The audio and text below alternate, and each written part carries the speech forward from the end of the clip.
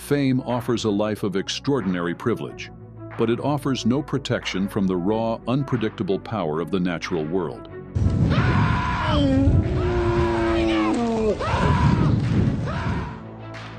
For a select few, the final curtain fell not in a quiet hospital room or on a peaceful evening at home, but in a violent primal clash with nature itself. Australian crocodile hunter Steve Irwin has died during a diving expedition near Port Douglas in Australia. From the ocean's depths to the forest floor, from the bullring to the apartment hallway, these are the stories of famous people whose lives ended in the jaws, horns, and venom of the animal kingdom, in celebrities who were eaten by animals.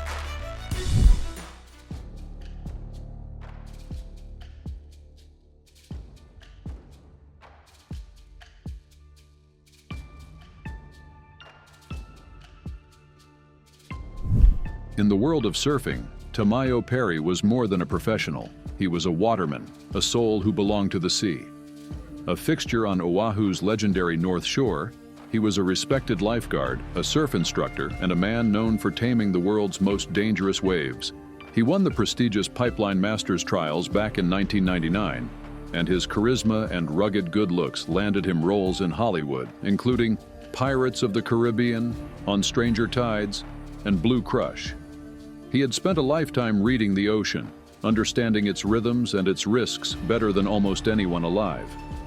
But on June 23, 2024, while surfing off Malaikahana Beach on a quiet Sunday afternoon, the ocean he called home turned on him.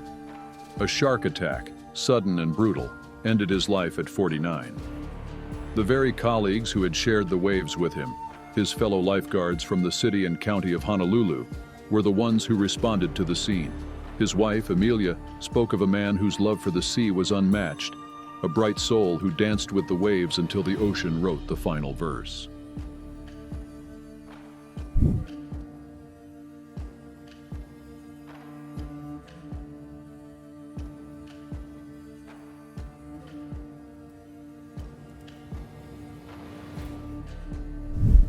In the vibrant world of Brazilian forró music, Darlin Moraes was a rising voice. At just 28, performing in a three-man band alongside his brother and a friend, he was building a name for himself across the towns of Tocantins, his songs echoing the soulful spirit of Brazil's Northeast. His life was one of performance, family, and the promise of a bright future. That future was undone not by a grand tragedy, but by something small and insidious. On Halloween of 2023, at his home in Mira Norte, he was bitten on the face by a venomous spider. Initially, it seemed like a minor affliction. He sought medical help and was discharged. But soon, the bite site began to darken, and a deep, relentless fatigue spread through his body. He was readmitted to the hospital, but the venom's effects proved irreversible. He passed away on November 6th, just a week after the bite. In a chilling twist, his 18-year-old stepdaughter was also bitten by the same spider on her foot, but managed to survive. Moraes' sudden death was a shocking reminder that danger doesn't always roar. Sometimes it comes in a silent, venomous bite.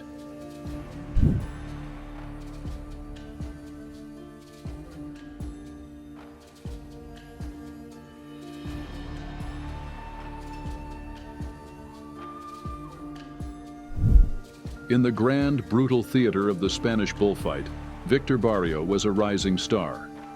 At 29, he possessed the grace and courage that the tradition demands, a matador facing down a half-ton of charging fury for the glory of the crowd. On July 9, 2016, in the town of Teruel, he entered the ring to face a bull named Lorenzo, a beast weighing over 1,100 pounds. The entire spectacle was being broadcast live on national television. In a split second, the dance of death turned against the dancer. Lorenzo's horn caught Barrio, goring him in the chest and severing his aorta. The nation watched in stunned silence as the matador fell, his life bleeding out onto the sand. He became the first bullfighter to be killed in a Spanish ring since José Cubero in 1985, over 30 years earlier. His widow, Raquel Sanz, tweeted through her grief, "My life is gone. I have no strength." His death reignited a fierce national debate about the future of a centuries-old tradition, where the line between hunter and hunted is as thin as a cape's shadow.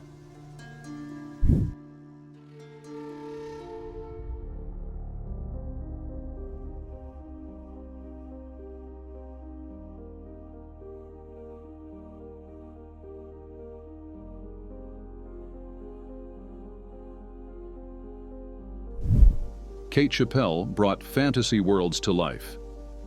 As a visual effects editor, she helped create the dragons and epic battles of Game of Thrones that captivated millions of viewers, earning an Emmy Award for her contributions. Born on December 19, 1985, she was more than just a Hollywood talent. She was a passionate conservationist who cared deeply about the natural world. In June 2015, the 29-year-old traveled to a lion park near Johannesburg, South Africa, hoping to capture the beauty of the animals she loved. The park had one strict non-negotiable rule: keep the windows closed at all times.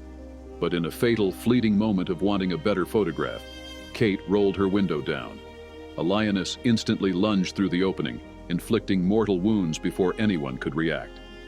An injured tour guide tried desperately to intervene, but it was too late. The woman who helped craft the illusion of tameable beasts on screen became a tragic victim of their untamable reality.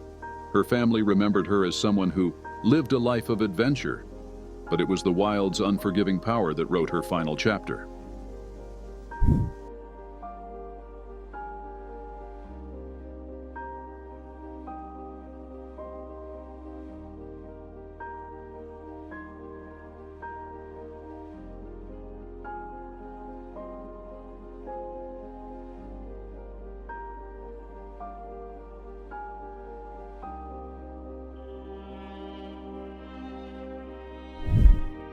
Since she was 9 years old, sitting in the splash zone at a SeaWorld show, Dawn Brancheau had only one dream: to work with the majestic orcas. She achieved that dream, becoming one of the park's most experienced and beloved senior trainers, the smiling face of the Dine with Shamu show in Orlando.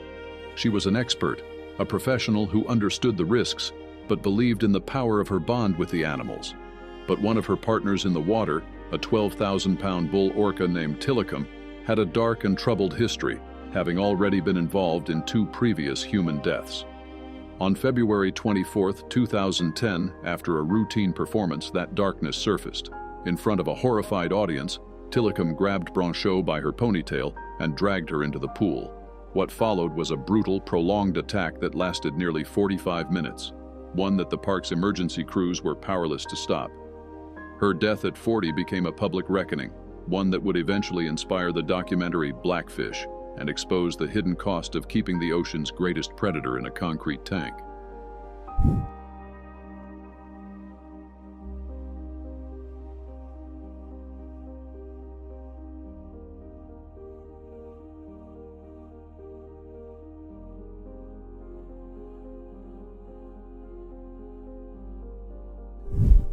At 19, Taylor Mitchell's voice was just beginning to find its audience. A gifted folk singer-songwriter from Toronto, her lyrics carried a wisdom beyond her years, earning her a nomination for Young Performer of the Year at the Canadian Folk Music Awards. She was an artist in search of beauty and inspiration. In October 2009, while touring the Maritimes, she decided to take a solo hike on the scenic Skyline Trail in Nova Scotia's Cape Breton Highlands National Park. She found an unprecedented horror instead. In a shocking and baffling event, she was attacked by a pair of eastern coyotes, animals that are almost never aggressive toward humans. Her screams alerted other hikers, who called for help. She was airlifted to Queen Elizabeth II Health Sciences Center in Halifax, but succumbed to her injuries early the next morning. Her death became a chilling historical marker, the first and only confirmed fatal coyote attack on an adult in North American history. Her mother, Emily, said simply that Taylor lived with passion and wanted to connect with the world. Her album, For Your Consideration, was released after she was gone.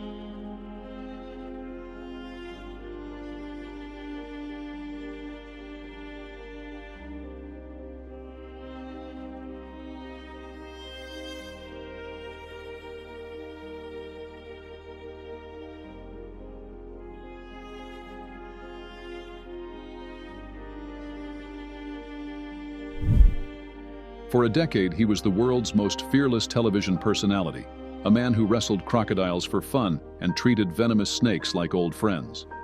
Steve Irwin, the crocodile hunter, built a global empire on one simple, infectious idea: that the world's most dangerous animals weren't monsters, but magnificent creatures deserving of respect. His show on Animal Planet ran from 1996 to 2004, reaching hundreds of millions of viewers in over 100 countries. He radiated a childlike joy, a belief that if he loved the animal kingdom enough, it would love him back. On September 4, 2006, while filming a documentary called Ocean's Deadliest off Australia's Bat Reef, that belief was shattered. While swimming over a normally placid stingray, the animal suddenly struck, piercing his heart with its barb. His cameraman, Justin Lyons, watched helplessly as Irwin pulled the barb out himself, likely worsening the bleeding. He was dead before the boat reached shore. The man who had stared down countless predators died at 44 in a freak encounter with a creature he never saw as a threat.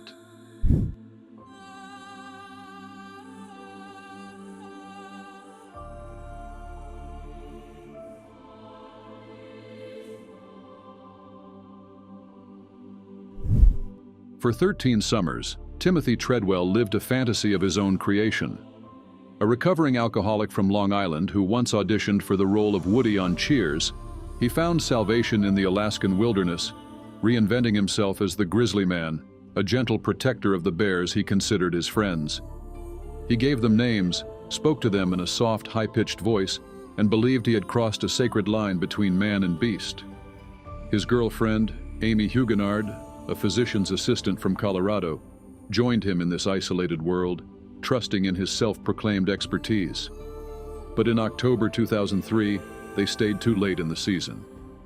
The bears they knew had gone into hibernation, and a new, unfamiliar grizzly, old and desperate for food, began stalking their camp in Katmai National Park. On October 5th, the fantasy ended. A video camera, left running with the lens cap on, captured 6 minutes of audio that no one should ever have to hear.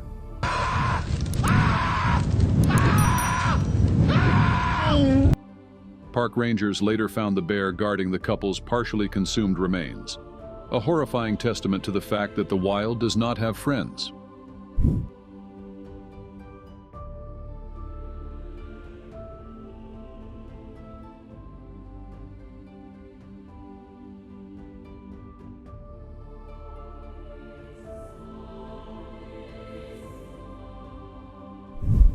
Diane Whipple was a force of life. A 33-year-old former national champion lacrosse player, she was the respected head coach at St. Mary's College of California, a woman known for her energy and her warmth. On January 26, 2001, she was simply returning to her San Francisco apartment building, carrying bags of groceries. But as she stepped into the 6th-floor hallway, her life came to a horrific end. She was ambushed and mauled to death by 2 massive Presa Canario dogs named Bane and Hera. The dogs belonged to her neighbors, lawyers Marjorie Knoller and Robert Noel, who had been keeping them for a prison inmate connected to the Aryan Brotherhood. The attack was so savage it left Whipple with 77 distinct wounds, her clothing torn completely from her body. The case became a national sensation, exposing a bizarre underworld of prison gangs, illegal dogfighting rings, and shocking negligence. Ultimately, Marjorie Knoller was convicted of second-degree murder, a landmark verdict that held a person criminally responsible not for their own violent act, but for the terrifying violence of the animals they chose to keep.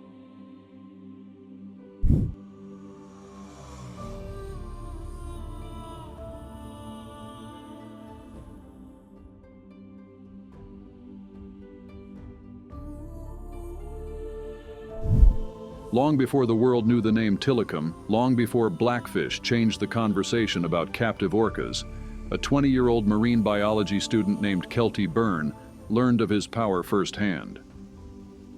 It was February 20th, 1991, at a small, now-defunct aquarium in British Columbia called Sealand of the Pacific. Byrne, a competitive swimmer and part-time trainer who had recently been promoted to work with the orcas, was working a shift when she slipped and fell into the whale pool. What happened next was a terrifying preview of future tragedies. Tilikum, along with 2 other orcas, Nootka 4 and Haida 2 refused to let her escape. Eyewitnesses described a horrific scene where the whales repeatedly pulled her underwater as she screamed for help. By the time her body was recovered, it was too late. Her death was officially ruled an accident, and Sealand quietly sold all its orcas to SeaWorld before shutting its doors for good. It was the first fatal incident involving Tilikum, the first dark chapter in a story that would culminate 2 decades later with the death of Don Brancheau.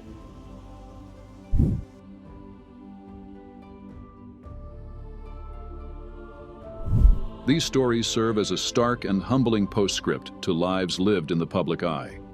They demonstrate that no matter how high one's star may rise, the laws of nature are absolute and unforgiving.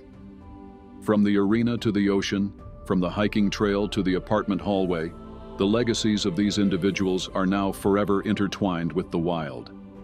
Their final moments, though tragic, underscore a profound truth about the world we share with creatures far older and more powerful than ourselves. If any of these stories stayed with you, take a moment to reflect and remember them not just for how they died, but for the lives they lived before that final encounter.